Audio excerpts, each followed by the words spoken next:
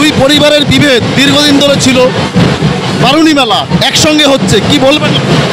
এটা আমার জন্য নয়, শ্রী শ্রী হরিগুরুচাঁদের আশীর্বাদ ছাড়া এটা কখনো সম্ভব হয় না।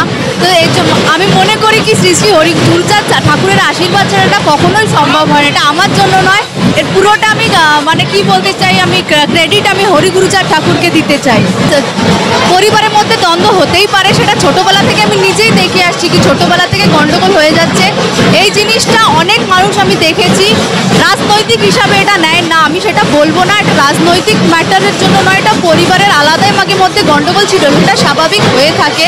কিন্তু এবার যতটুকু চেষ্টা করব আমরা কি দুই ভাই বোনে, যে আমার মা বা আমার কাকু আছে, মঞ্জুর কৃষ্ণ ঠাকুর, সুব্রত দা আছে, শান্তানু দাদা আছে, সবাই মিলেমিশে যেন করতে পারি, মতুয়াদের মধ্যে একটা ভালো বার্তা যেন আমরা দিতে পারি, সেই চেষ্টা করব। খুব মানে জীবনের সুযোগ অনেক কম পেয়েছি কথা বলার, তাও আমি দাদাদেরকে বলবো কি আমরা সবাই মিলে গণ্ডগোল না করে, এমনি বাইরের প্রভাব না পড়ে আমরা যেন ভালো করে প্রতিবার মেলা করতে পারি, ঠাকুরের কাছে যেন আমরা আশীর্বাদ চেয়ে যেন মতুয়াদের জন্য ভালো কাজ করতে পারি, সেটা আমি চাইব।